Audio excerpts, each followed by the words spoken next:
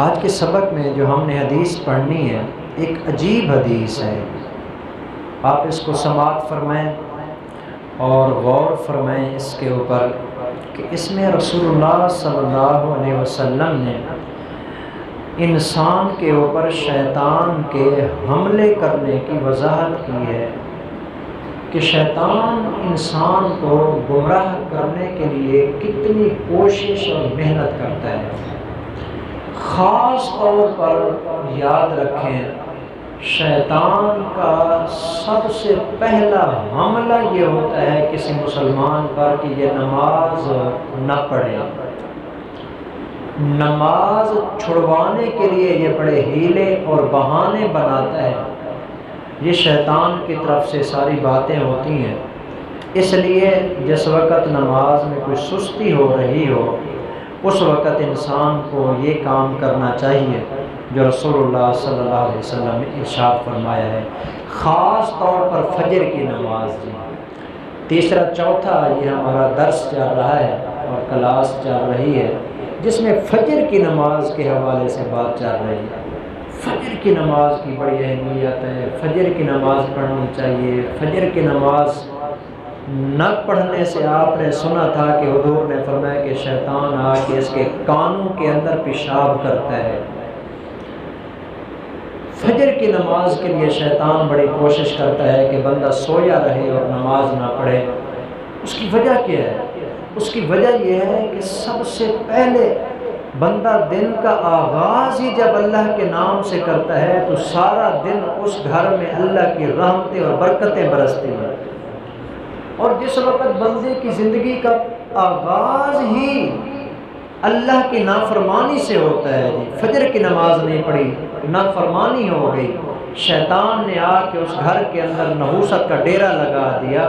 اب لازمی بات ہے سارا دن اس گھر کے اندر رحمت نہیں بلکہ نحوست ہی ٹپکتی رہے گی۔ اس لیے فجر کی نماز کے اندر شیطان بڑی محنت کرتا ہے، بڑی کوشش کرتا ہے۔ حدیث سنیں گے، یہ بخاری اور مسلم شریف کی روایت ہے جی۔ ابو ہریرہ رضی اللہ تعالیٰ عنہ ارشاد فرماتے ہیں، حضور نے فرمایا یعقد الشیطان ولا کافیۃ رأس احدکم، جب آپ سونے لگتے ہو نا، حضور نے فرمایا کہ تم میں سے ہر بندے کے سر کے پیچھے گدی کے قریب شیطان آ کے 3 گرہیں لگاتا ہے۔ 3 گرہیں لگاتا ہے شیطان جب بھی کوئی بندہ سونے لگتا ہے رات کو جی۔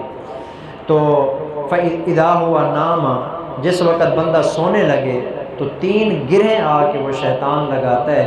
يَضْرِبُ عَلَى كُلِّ عُقْدَةٍ، ہر گرہ کے اوپر جو ہے نا وہ جال پھینکتا ہے اور ہر گرہ کے اوپر یہ لکھ دیتا ہے، یعنی شیطان انسان کے دل میں یہ بات ڈالتا ہے علیک لیل طویل فرقد، بھائی ابھی بڑی رات پڑی ہے سویا رہے۔ یہ جملہ ہے شیطان کا جی۔ علیہ کا آپ علیہ السلام نے فرمایا کہ وہ کہتا ہے علیہ کا لیل طویل فرقد، بھائی تیرے لیے ابھی بڑا وقت پڑا ہے، بہت رات پڑی ہے، سویا رہے، ابھی اٹھنے کی ضرورت نہیں ہے۔ اب بندہ سویا رہتا ہے۔ اب اگر یہ بندہ سویا رہے، فجر کی نماز نہ پڑھے، سورج طلوع ہو جائے، اس کے بارے میں حضور نے فرمایا تھا کہ پھر شیطان آ کے اس بندے کے کانوں کے اندر پیشاب کر دیتا ہے۔ اور اگر بندہ شیطان کی بات نہ مانے جی، اللہ ہم سب کو ایسا بنا دے، ہم شیطان کی بات نہ مانیں، ہم رحمان کی بات ماننے والے بن جائیں، ہم اللہ کی بات ماننے والے بن جائیں۔ وہ ہمارا مالک ہے، وہ ہمیں رزق دیتا ہے، وہ رحمان ہے، بڑی رحمت کرنے والا ہے، کتنا ہمارے ساتھ پیار کرتا ہے، سوچے تو صحیح نا، کتنی محبت کرتا ہے۔